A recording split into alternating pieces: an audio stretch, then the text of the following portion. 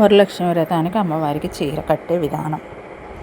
ముందు చీరని 4 అడ్డంగా మడవాలి. దాన్ని బారుగా వస్తుంది అడ్డంగా మడిసింది. దాన్ని అడ్డంగా మడిసిన చీరని ఇక అలా కుచ్చుళ్ళు వేసుకోవాలి. కనిపిస్తుంది కదా, అలా చీరని మధ్యకి అడ్డంగా మడిసిన తర్వాత అలా కుచ్చుళ్ళు వేసుకోవాలి. ఒక ప్లేట్లో కొంచెం బియ్యం పోసుకొని మనకి ఎంత చెమ్ము కావాలంటే అంత, పెద్దది పెట్టుకునే వాళ్ళు పెద్దది, లేదంటే మిడిల్గా ఉన్న చెమ్ము, అలాంటి చెంబు పెట్టుకొని దాంట్లో ఏమేమి వేసుకోవాలో ఎవరి పద్ధతి ప్రకారం వాళ్ళన్నీ పోసుకోవాలి. ఇక అలా అమ్మవారికి అలా చీర పెట్టాలి, చెంబులో దోపి అలా పెట్టాలి. ఇక పెట్టిన తర్వాత దాని మీద మామిడాకులు కానీ తోమలపాకులు కానీ ఇక అలా సర్దుకోవాలి. దాని మీద కొబ్బరికాయ పెట్టుకోవాలి. దానికి అమ్మవారి బొమ్మ ఉంటుంది కదా, ప్రతిమా, దాన్ని కట్టుకోవాలి.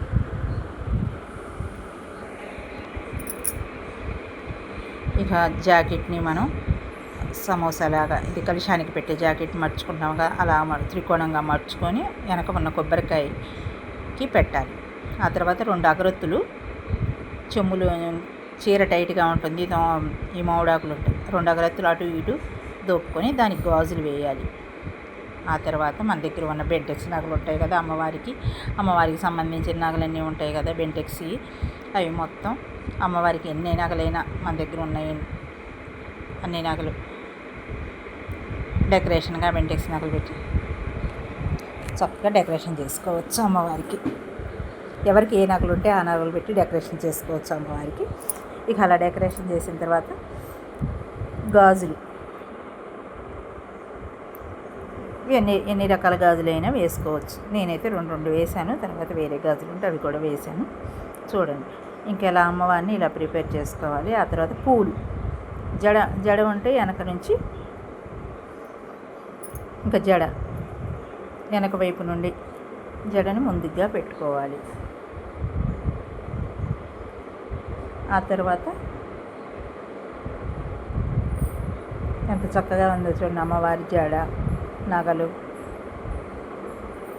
చెవులకి ఉంటే అక్కడ అమ్మవారికి చిన్న హోల్స్ లాగా ఉంటాయి, చెవులు దిద్దుల్లాగా ఉన్నాయి కదా అమ్మవారి, అక్కడ వాటిలో మనం మనవి పెట్టుకోవాలంటే దాంట్లో అట్లా గుచ్చుకోవాలి, లేదు అక్కడ ఉన్నాయంటే పర్వాలేదు. తర్వాత పూలు అలా ఇంకెన్ని పూలైనా అలా అలంకరించుకోవచ్చు. పెట్టుకొని ఇక అమ్మవారిని ఇలా డెకరేషన్ చేసుకోవాలి.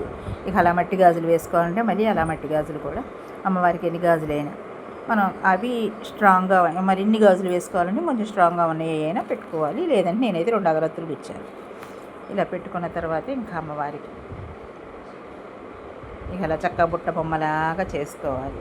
అమ్మవారిని ఆ చీరని చక్కగా బుట్ట బొమ్మలాగా చుట్టూ తిప్పాలి. ఇక మామిడాకులతో అలా డెకరేషన్ చేసుకోవాలి. జస్ట్ 3 నిమిషాల్లో అయిపోతుంది అమ్మవారి డెకరేషన్. ఇలా కట్టుకుంటే అమ్మవారికి చాలా శుభంగా ఉంటుంది.